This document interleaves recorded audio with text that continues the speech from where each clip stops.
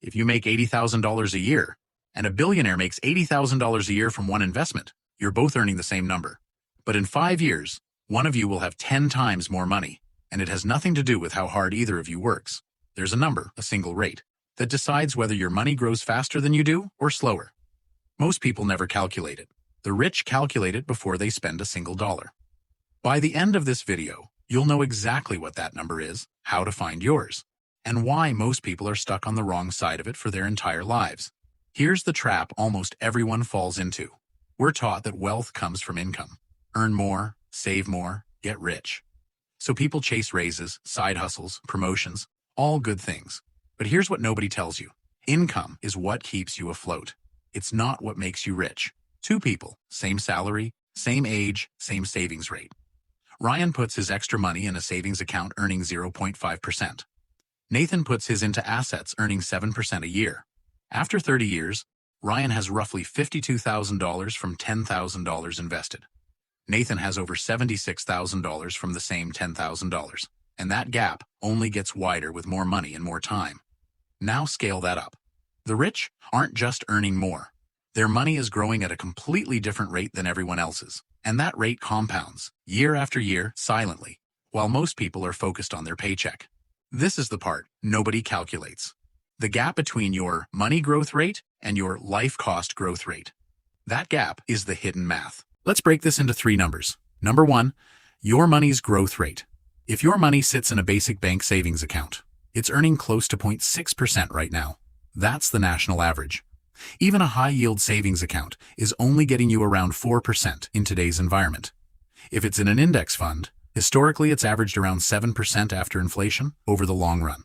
If it's in a business or real estate that the wealthy often use, with leverage, it can be 10 to 15% or more. Number 2, your life's cost growth rate, also known as inflation, but personal inflation is often higher.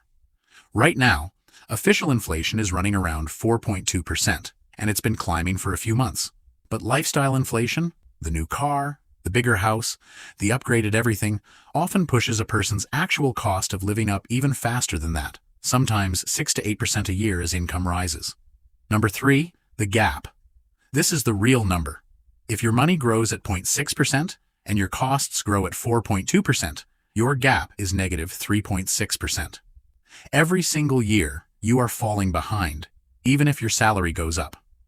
Even if you move that money into a good high-yield account at 4%, with inflation at 4.2%, your gap is still slightly negative. If your money grows at 7% and your costs grow at 4%, your gap is positive 3%. Every year, you're pulling ahead, even without a raise. Now here's where it gets interesting. The rich don't necessarily earn a higher percentage on much. What most wealthy households actually do differently is keep their gap positive and let it compound on a larger base for longer without interruption. Let's run the numbers. 2 households, both starting with $100,000 in assets.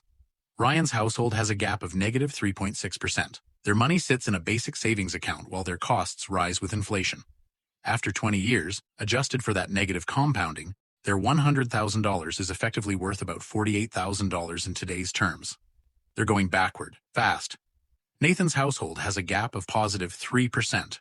After 20 years, that same $100,000 becomes roughly $181,000 in today's terms. Same starting point, same time. One lost over half its real value. The other grew by 81%. The only difference was the gap. Now multiply this by 30, 40, 50 years across generations, with assets being passed down, still compounding, and you start to see why wealth doesn't just stay with families. It accelerates. Here's the part that matters most for you. This gap isn't fixed by how much you earn. It's fixed by where your money sits and how fast your spending grows relative to it. A person earning $50,000 a year with a positive 2% gap will mathematically outpace a person earning $200,000 a year with a negative 3% gap, given enough time. Time is the multiplier that makes this math undeniable. If this is making you rethink your own numbers, stick around, because in the next section, we'll show you exactly how to calculate your personal gap, and the one shift that flips it from negative to positive faster than people expect. So how do you calculate your own gap? Step 1. Figure out where your savings actually sit. A basic bank savings account right now is earning close to 0.6%. A high-yield savings account gets you closer to 4%. A retirement account in index funds has historically averaged closer to 7%. Step 2. Track how fast your expenses have grown over the last 2 to 3 years as a percentage. With inflation running above 4% right now, most people are shocked to find their real spending growth is even higher. Step 3. Subtract. That's your gap. If it's negative, which it is, for most people sitting in basic savings accounts right now, you don't need a bigger salary first. You need to either slow the growth of your spending or move your money into something that grows faster, or both. Even a small shift, moving money from a 0.6% basic savings account into a 7% index fund, can flip a negative 3.6% gap into a positive 3% gap. That's a swing of nearly 7 points, compounding every single year from here on. This is the actual mechanism behind the rich get richer. It's not luck, and it's not some secret club. It's a gap, a rate, and time, applied consistently, without interruption, for decades. The families that stay wealthy aren't smarter than you. Their money's gap has just been positive for longer than yours has. Calculate your number, then decide if you want it to stay where it is.